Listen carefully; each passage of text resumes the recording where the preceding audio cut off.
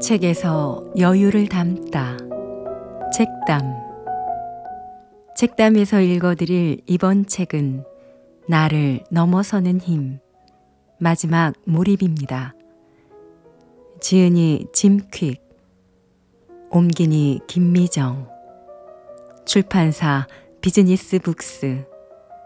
구독과 좋아요도 부탁드립니다. 듣고 싶은 책이 있으시면 댓글로 신청 부탁드립니다. 누구나 한계를 넘어 슈퍼히어로가 될 수 있다. 당신의 소원은 무엇인가? 만약 램프의 요정 지니가 딱 한 가지 소원만 들어주겠다고 한다면 무엇을 말하겠는가? 당연히 평생 소원 들어주기일 것이다. 자, 이제 내가 지니이고 당신에게 어떤 지식이나 기술, 배움과 관련된 소원 한 가지를 들어줄 수 있다고 상상해보자.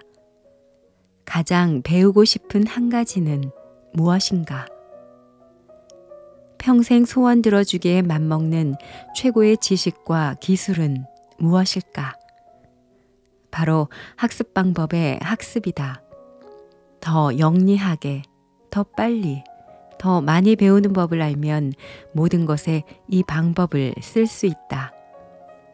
마인드셋이나 동기부여하는 방법을 배울 수도 있고 언어, 수학, 음악, 운동, 마케팅을 배우는데 활용할 수도 있다. 쓸 수 있는 범위는 무궁무진하다. 이 책에서 나는 그 소원을 들어주고자 한다. 그 전에 먼저 당신을 정말로 높이 평가하며 존경한다는 말을 하고 싶다. 이 책을 사서 지금 읽고 있는 당신은 현재의 조건과 제약을 그냥 받아들이는 대부분의 사람보다 훨씬 앞서 있다. 인생에서 더 많은 것을 원할 뿐만 아니라 결과를 얻기 위해 기꺼이 노력하는 소수다. 다시 말해 당신은 기꺼이 모험에 나선 이 이야기의 주인공이다. 나는 우리 모두에게 가장 큰 모험은 자신의 잠재력을 최대한 드러내고 실현하며 다른 사람도 그렇게 하도록 고무하는 것이라고 믿는다. 당신의 초능력을 열어줄 키메이커를 잡아라. 당신이 어떤 인생을 거쳐 이 책을 접하게 됐는지는 알 길이 없지만 추측하건대 그 여정에서 타인이나 자신이 부여한 한계를 어느 정도는 받아들이며 살았을 것이다. 그래서 자신은 독서 속도가 빠르지 않다고, 생각이 남들보다 뛰어나지 않다고 여겼을 수도 있다. 또는 일을 완수하는 끈기나 목표에 도달하는 에너지가 부족하다고 여겼을 수도 있다. 그 밖에도 여러 한계를 스스로 지우며 살아왔을 것이다. 이 책은 바로 그 한계를 넘어서자고 말하는 책이다. 부모, 프로그래밍, 미디어, 마케팅이 하는 거짓말과 집단 최면이 만들어낸 가수면 상태를 끝내자고 말이다. 그들은 우리가 부족하며 한계가 있다고 말한다. 우리 스스로 존재하거나 실행하거나 소유하거나 창조하거나 공헌할 능력이 없다고 말한다. 스스로 한계가 있다는 믿음 때문에 당신은 그동안 꿈을 이루지 못했을 수도 있다. 적어도 지금까지는 그랬을 수 있다. 하지만 약속하건대 그런 믿음은 당신이라는 사람을 정말로 제약할 수는 없다.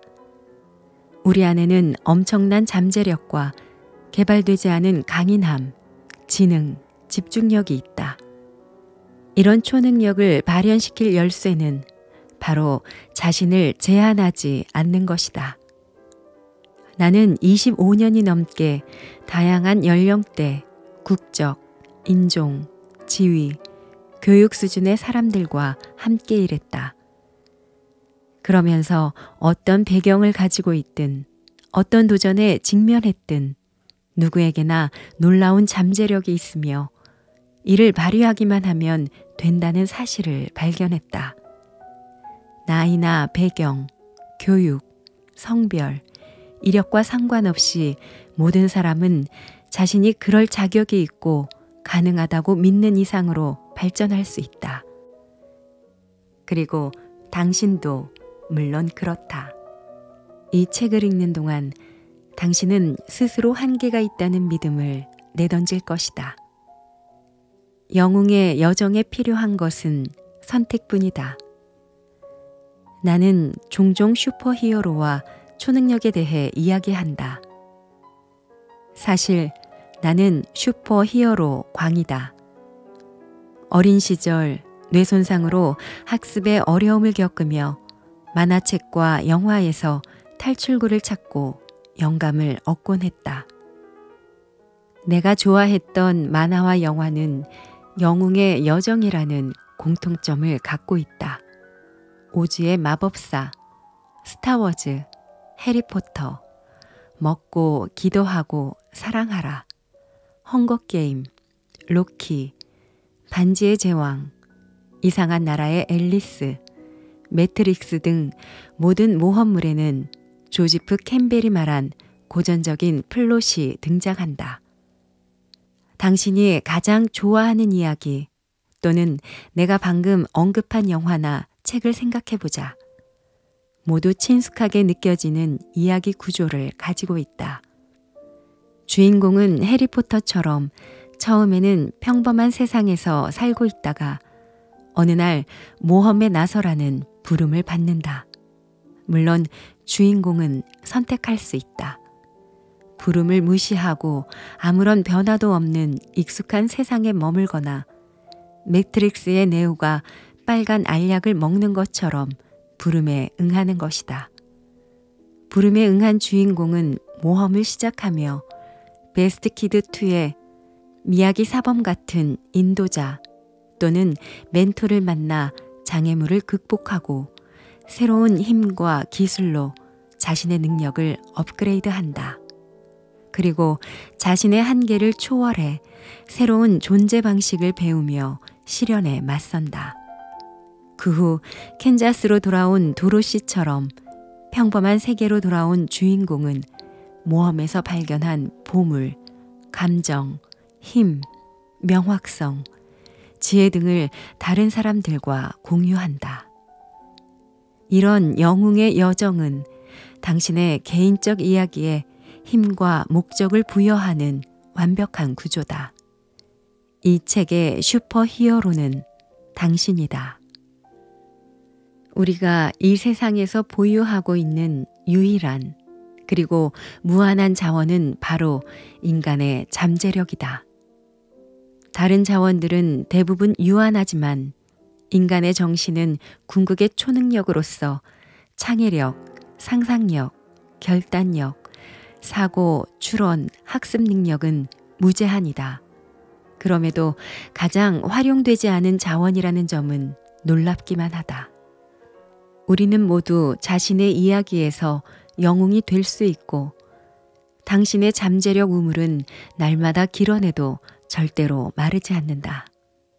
그러나 이런 식으로 인생에 접근하는 사람은 극히 드물다. 내가 이 책을 쓴 이유는 당신이 어디에 있든 당신을 그곳에 끌어안친 한계에서 해방되어 전적으로 자유로워질 수 있음을 깨닫도록 도와주기 위해서다.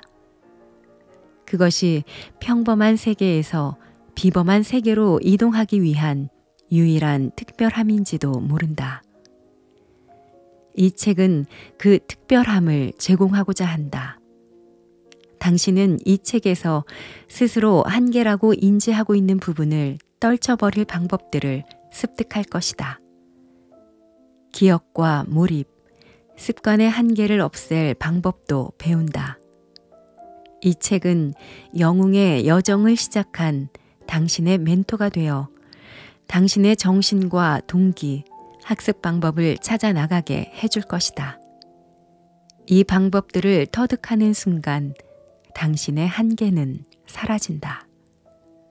자, 이제 문 앞에 선 당신은 문 뒤편에 무엇이 기다리고 있는지 알고 있다. 그 문을 열고 나아가자. 제6장 나의 잠재력을 가두는 7가지 거짓말. 당신은 거짓말을 듣고 있다. 그것도 끊임없이. 때로는 자기 자신에게서도 거짓말을 듣는다. 우리는 자신의 한계에 대한 잘못된 정보에 수없이 노출되고 있고 너무 자주 이런 정보를 접하는 나머지 믿지 않을 수가 없다. 문제는 이 메시지들이 우리가 잠재력을 발휘하는 것을 방해한다는 점이다. 마음속 제한적 신념은 우리를 방해하거나 우리가 원하지 않는 방향으로 우리를 이끌 수 있다. 여기서는 그 7가지 거짓말을 밝히고 이를 더 나은 믿음으로 바꾸는 방법을 알아보고자 한다. 거짓말 1. 지능은 타고나는 것이다. 겉으로 보기에 레이는 꽤 긍정적인 편이었다. 그녀는 자기 사업을 하고 소셜 네트워크 활동도 왕성했으며 우리 대부분은 꿈도 꾸지 못할 대단한 생각을 하는 사람들과 어울리기를 좋아했다. 그러나 딸을 낳고서는 자신이 생각했던 만큼 긍정적이지 않다는 사실을 깨달았다. 이런 일들이 그렇듯 아주 미묘하게 다른 유형의 마인드셋이 나타나기 시작한 것이다. 우선 어린 딸의 행동에 대한 그녀의 반응부터 그랬다. 레이는 자신이 딸의 행동 방식에 영향을 미칠 수 있다고 믿지 않고 원래 그런 아이라고 생각하는 경향을 보였다. 남편이 딸에게 새로운 것을 가르치려 하면 레이는 딸이 따라하지 못하면 실망할 거라는 생각부터 드는지 묘한 불편함을 느꼈다. 그녀는 딸이 그걸 배우기에는 너무 어리다고 계속 생각하는 자신을 발견했다. 어느 날 남편이 그녀에게 물었다. 우리 딸이 못 배울 것 같아? 지금 수준에서 전혀 발전이 없을 것 같은 거야? 물론 그렇지 않았다. 그녀는 딸을 사랑했다. 딸은 똑똑하고 호기심도 많고 날마다 새로운 것을 배우고 있었다. 분명 남편의 질문과는 반대였다. 그런데도 레이는 내면 깊은 곳에서 아니, 그게 그 아이 모습이야 라고 속삭이는 목소리를 들었다. 그녀는 딸의 지능에 대한 고정된 마인드셋과 씨름하고 있었던 것이다. 이런 신념은 매우 미묘하다. 우리는 대부분 자신의 한계나 남들이 가지고 있다고 믿는 한계를 의식적으로 생각하며 살지 않는다. 그러나 우리의 행복에 깊은 영향을 미치는 곳, 즉 직장, 가정생활, 자녀와의 관계에서 이런 신념이 슬그머니 나온다. 문제는 우리가 개선할 수 없다고 믿는다면 실제로 개선할 수 없다는 점이다. 애초에 달성할 수 있다는 믿음이 없을 때 뭔가를 달성하기란 극히 어렵다. 스탠퍼드 대학교의 심리학 교수 캐럴 드웩은 고정형 마인드셋과 성장형 마인드셋의 차이를 다음과 같이 설명한다. 고정형 마인드셋을 지닌 학생들은 자신의 기본 능력, 지능, 재능은 그냥 정해진 특성이라고 믿는다. 그들은 일정량의 특성을 보유하고 있고 바뀌지 않는다고 생각하므로 항상 똑똑해 보이고 절대 멍청해 보이지 않는 것이 그들의 목표가 된다. 반면에 성장형 마인드셋을 지닌 학생들은 자신의 재능과 능력이 노력과 좋은 가르침, 끈기를 통해 발전할 수 있음을 안다. 물론 모든 사람이 똑같다거나 누구나 아인슈타인이 될 수 있다고 생각하지는 않지만 노력하면 더 똑똑해질 수 있다고 믿는다. 레이처럼 우리 역시 자신이 고정형 마인드셋을 가졌는지 혹은 성장형 마인드셋을 가졌는지 일부러 생각하지는 않는다. 대부분은 의식도 못한 채 자신의 가족과 똑같은 방식으로 계속 사고해왔다. 이렇게나 미묘한 만큼 둘 중 어느 마인드셋을 선택하느냐는 삶에 접근하는 방식에 깊은 영향을 미친다. 고정형 마인드셋으로 보면 상황은 원래 그런 것이며 우리는 이를 바꿀 힘이 없다. 성장형 마인드셋으로 보면 우리는 무엇이든 개선할 능력이 있다. 레이가 아주 미세한 정도라도 딸이 개선되거나 성장할 수 없다고 생각한다면 딸을 가르치는 대신 무엇을 할까? 아마 달래거나 타임아웃 주기, 주의를 딴 데로 돌리기 등 몇 가지가 있을 것이다. 이 모든 방법은 그 순간의 스트레스를 완화시키는 효과는 있지만 아이의 성장에 도움을 주지는 않는다. 마찬가지로 성인인 우리가 학습할 능력이 없다고 믿는다면 우리가 알고자 하거나 알아야 할 것들을 배우는 대신 무엇을 하게 될까? 아마도 배울 필요가 없다고 말하거나 핑계를 대거나 다른 사람 또는 상황을 탓하고 나서 기분이 좋아질 일로 주의를 돌릴 것이다. 이 제한적 신념은 당신이 기억하지 못하는 요인이나 어린 시절의 기원을 두고 있을 것이다. 그리고 이는 지능에 대한 당신의 시각과 학습 능력에 깊은 영향을 미친다. 1900년대 초 어떤 학생들이 학교에서 어려움을 겪을지 예측하기 위해 지능지수와 지능검사가 고안되었다. 프랑스의 심리학자 알프레드 비네와 그의 제자 테오도르 시몽을 포함한 과학자들은 프랑스 정부의 의뢰로 지능을 측정하는 검사지를 최초로 고안했다. 그들은 피검자의 나이를 고려한 검사지를 고안해냈으며 이것이 다른 언어와 문화로도 쉽게 번역될 수 있다는 사실로 찬사를 받았다. 100여 년이 지난 지금도 이런 지능검사들이 정말로 지식과 정보를 습득하고 체화하는 지능을 정확히 측정할 수 있는지는 여전히 논쟁거리다.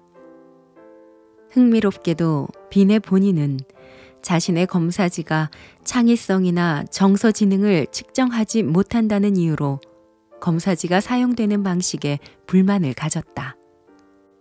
게다가 우리는 대부분 지능지수에 과도한 비중을 두는 게 사실이다. 흔히 IQ가 지능을 반영하는 고정지수라고 생각하는 경향이 있지만 이는 사실이 아니다. IQ 검사는 타고난 지능이 아니라 현재의 학업 능력을 측정하는 방법이다. 오늘날까지도 IQ 검사는 창의성이나 실용 지능은 물론 정서 지능도 측정하지 못한다. 그런데 이 세 가지 모두 직장에서나 생활에서나 점점 더 중요해지고 있다. 지능지수와 배우는 능력은 다르다는 사실을 기억해야 한다. 아일랜드 국립대학교의 브라이언 로슈는 IQ가 평생 변하지 않는다고 주장하는 사람들은 사실 비교적 안정적인 IQ 검사를 말하는 것이지 계속 높아지는 지적 능력 수준을 말하는 게 아니다라고 지적했다. 데이비드 쉔크는 우리 안의 천재성에서 이 생각을 더 발전시켰다. 그는 모든 사람이 천재적 능력, 적어도 탁월해질 잠재력을 가지고 있다고 주장한다. 하지만 우리는 천재거나 아니거나 재능이 있거나 없거나 둘 중 하나라고 믿는다. 그런 이유는 우리 자신의 삶을 통제할 책임에서 벗어나게 해주기 때문이다. 타고난 재능과 한계에 대한 믿음은 마음을 훨씬 가볍게 해준다. 당신이 훌륭한 오페라 가수가 아닌 이유는 그럴 능력이 없고 그냥 그렇게 태어났을 뿐인 게 되니 말이다. 재능이 타고나는 것이라는 생각은 세상을 감당하기 쉽게, 더 편안하게 만든다. 기대에 대한 부담감을 덜어준다. 하지만 지능은 변하기 쉬울 뿐 아니라 성장형 마인드셋을 기르는 능력에 좌우된다. 지금부터 자신의 태도를 살펴보자. 자신이 말하는 방식을 들어보자. 고정형 마인드셋은 보통 말에서 드러난다. 어쩌면 당신은 나는 책을 잘 못 읽어 라고 스스로에게 말하고 있을지도 모른다. 이런 진술은 스스로 독서 능력이 나아질 수 없다고 믿고 있음을 반영한다. 이제는 이건 내가 아직은 잘 못해 라고 말해보라. 당신이 개선하고 싶은 모든 일에 이런 말의 변화를 시도해보자. 지능지수가 당신의 미래를 결정하지 않는다. 무엇을 배우고 달성할 수 있는지도 결정하지 않는다. 당신의 교육과 미래를 당신 손안으로 가져오도록 하라. 거짓말 2. 우리는 뇌의 10%만 쓴다. 우리가 뇌의 10%만 사용한다는 말을 들어본 적 있을 것이다. 아마 교실에서 처음 들었거나 친구에게서 들었거나 다큐멘터리, TV쇼, 영화에서 들은 사람도 있을 것이다.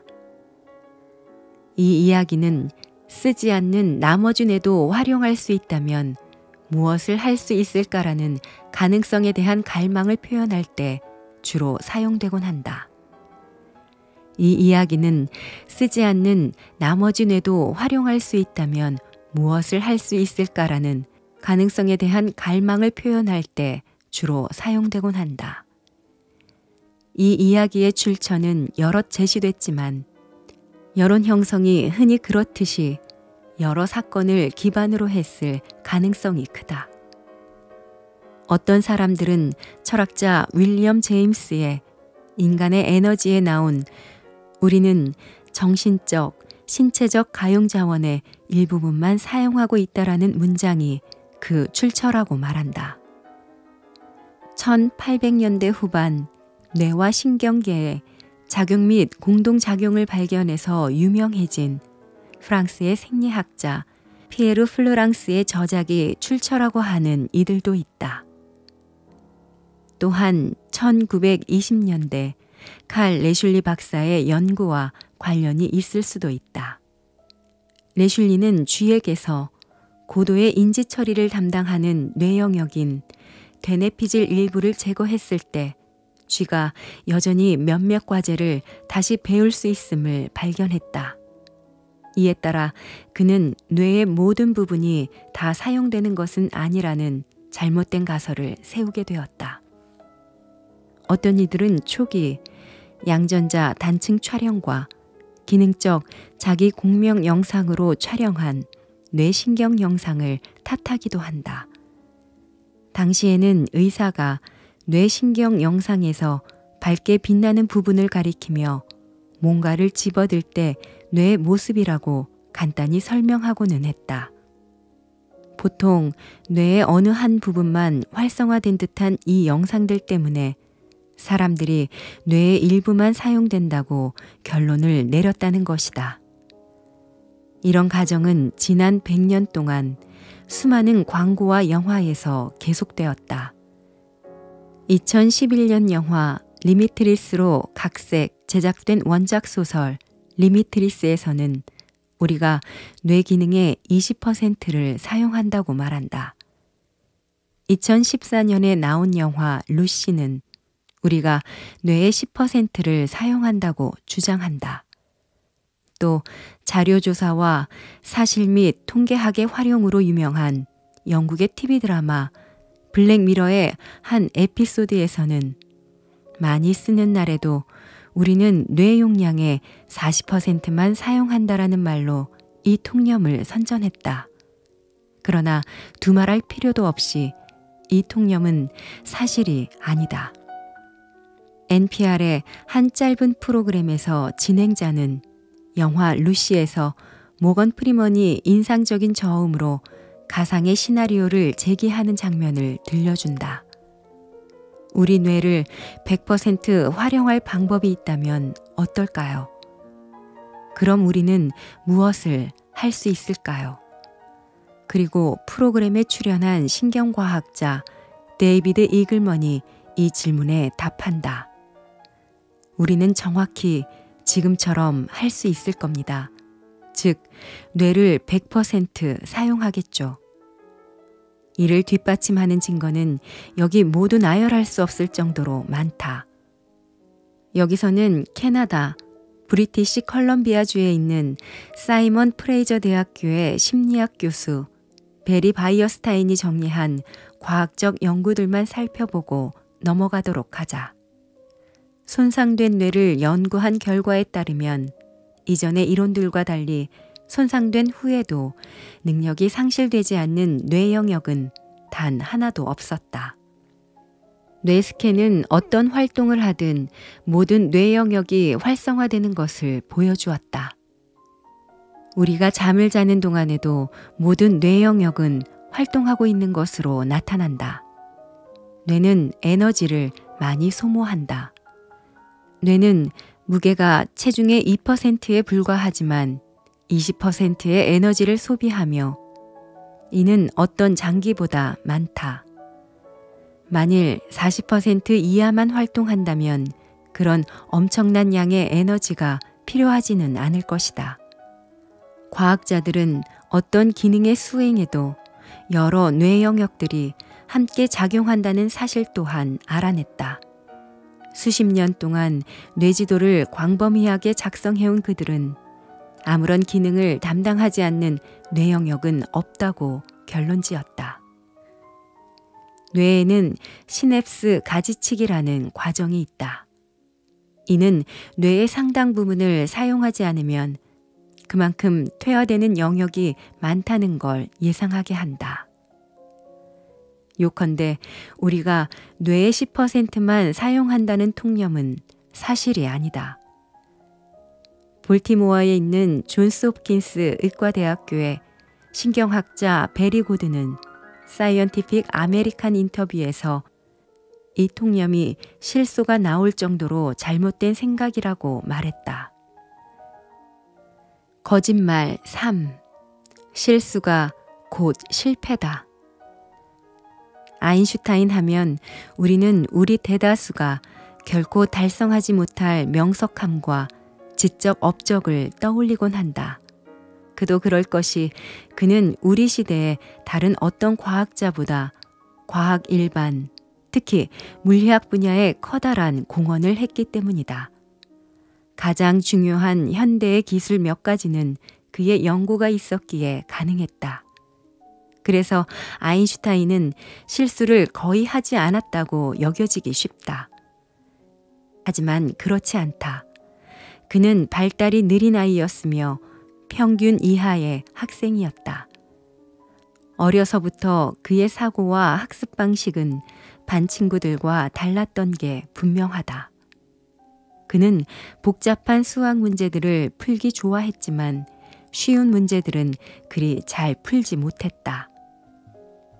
연구 경력이 쌓인 후로도 아인슈타인의 중요한 연구에서는 간단한 계산상 실수가 발견되고는 했다. 상대성 이론의 각 버전에서 범한 중요한 7가지 실수, 실험과 관련된 시계 동기화 절차에서의 실수, 액체의 점도를 결정하기 위한 수학과 물리학 계산에서 드러난 여러 차례의 실수를 비롯해 그는 수많은 실수를 범했다. 그렇다면 아인슈타인은 실패자인 걸까? 당연히 그렇지 않다. 더 중요한 사실은 그가 실수 때문에 연구를 멈추지 않았다는 점이다. 그는 실험을 계속해서 과학에 크게 이바지했다. 한 번도 실수한 적이 없는 사람은 새로운 시도를 한 적이 없는 사람이다. 라는 그의 말은 아주 유명하다. 세상 어느 누구도 그의 실수를 기억하지 않는다. 그의 성공만 기억한다. 우리는 왜 그렇게 실수를 두려워할까? 어쩌면 이 두려움은 누군가 우리에게 심은 것일 수 있다. 학창시절에 우리는 실수나 실패를 하면 혹독한 비판을 받았고 시험에서는 몇 개의 실수를 했느냐에 따라 합격과 불합격이 정해졌다. 수업 시간에 호명됐을 때 잘못된 대답을 하면 너무 무안해져서 다시는 손을 들 수 없었다. 유감스럽게도 실수가 학습의 도구로 활용되는 경우는 많지 않았다. 실수는 개인의 능력을 측정하는 방법으로 간주됐으며 너무 많은 실수를 저지르면 시험이나 과목에서 낙제했다. 이제는 이런 상황을 바꿀 필요가 있다. 너무 많은 사람이 실수에 대한 두려움 때문에 자기 능력을 발휘하지 못한다. 실수를 실패의 증거로 보는 대신 자신이 노력하고 있다는 증거로 삼도록 하라. G2의 전 부회장 베스 콤스톡과 경영진은 투자했던 신제품을 폐기해야 했을 때 이 교훈을 배웠다. 미래를 상상하라의 저자이기도 한 콤스톡은 기업과 기업 내부의 사람들이 빠르게 적응하고 변화해야 한다는 요구가 커지고 있다고 이야기한다. 그녀는 그녀와 경영진이 어떻게 해서 실수를 중요한 교훈으로 삼아 혁신 제품의 개발을 이끌었는지 회고했다.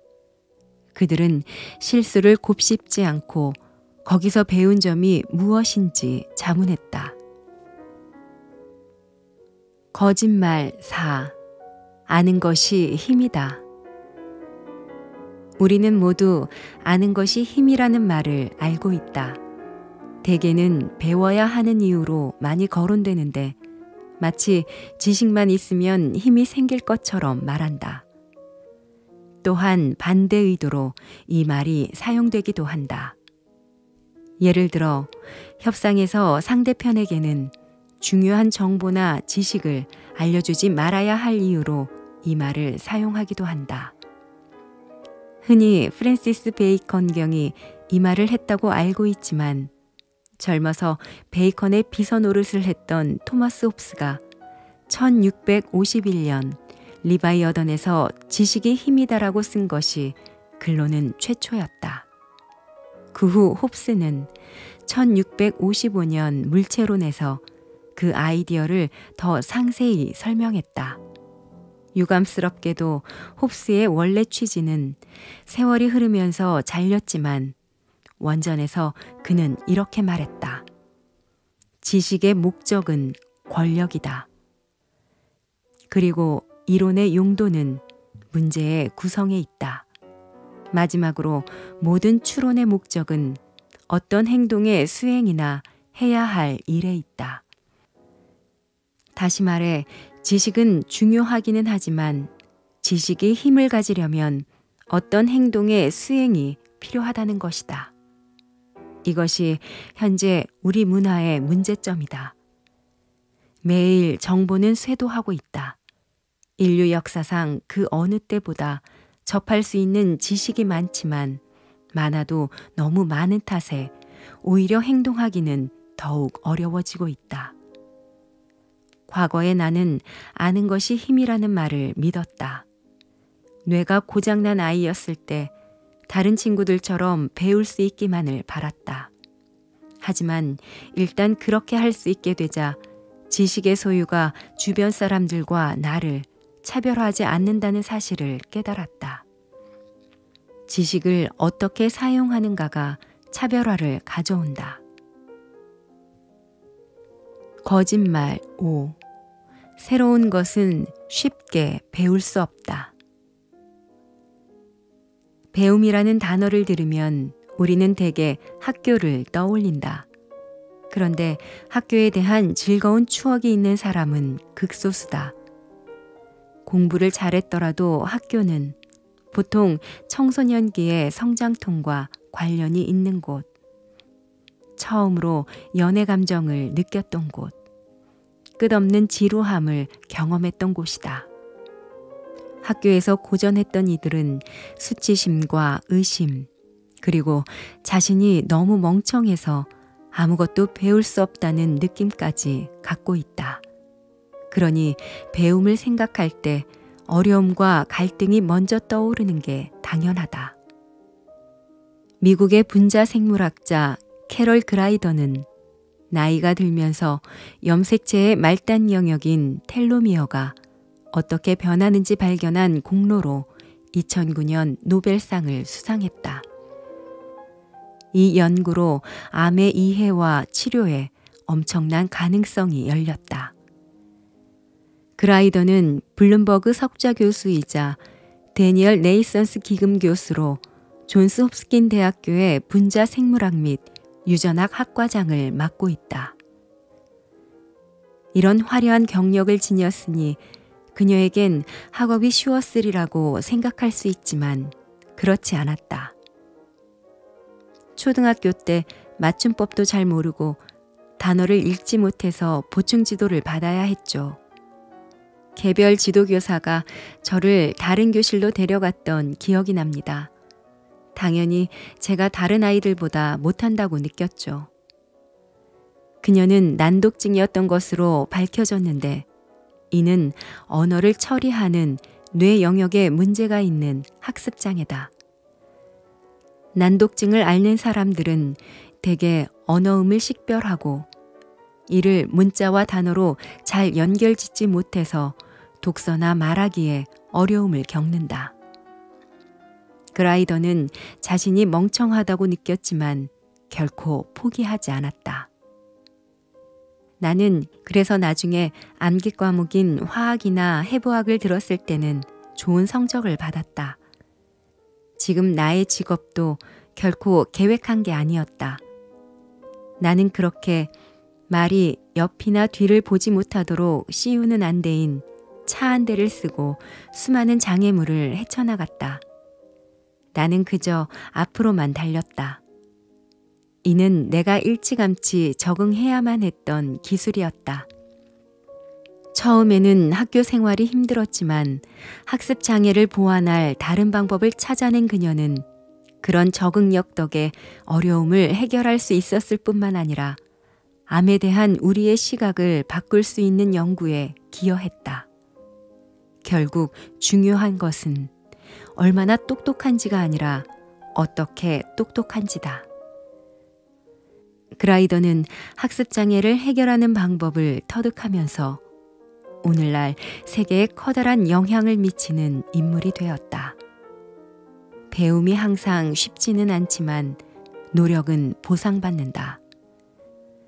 사실 학습은 적어도 약간은 불편해야만 한다. 그렇지 않으면 이미 아는 걸 강화하는 중일 것이다. 무딘 칼날로 나무를 자르려고 해본 적이 있는가?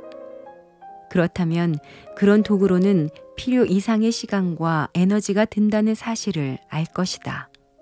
마찬가지로 동기가 부족하거나 방법이 부적절하면 속도가 떨어지고 너무 어려운 학습처럼 느껴진다.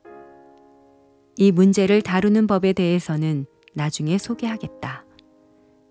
열쇠는 작고 간단한 단계를 하나씩 밟아가는 것이다. 석공을 생각해보자. 석공은 한자리에 앉아 한없이 망치로 쪼아대지만 돌덩어리가 부서지거나 팬 곳은 여기저기 조금밖에 없다. 그러나 한순간에 돌이 갈라진다. 그 한 번의 망치질 때문에 돌이 갈라졌을까? 아니다. 지속적인 망치질로 돌은 갈라지기 직전의 상태가 되어 있었다. 석공처럼 학습에 접근하라. 인내심을 기르고 긍정적인 태도를 갖고 자신의 필요에 맞추도록 하라. 글로 읽을 때 가장 학습이 잘 되는 사람이라면 정말 환상적이다. 하지만 읽기가 당신에게는 효과가 없다면 왜 계속 같은 방법을 쓰고 있는가? 당신에게 효과가 있는 다른 학습 방법들을 찾아라. 이는 어렵지는 않지만 노력이 필요하다. 아마 생각만큼 노력이 필요하지는 않을 것이다. 중요한 것은 꾸준함이다. 몇 번이고 다시 해볼 인내심이 있어야 한다. 그럴 때 보상으로 지식을 얻을 뿐 아니라 계속 노력하는 끈기를 길러온 만큼 더 나은 사람이 될 것이다.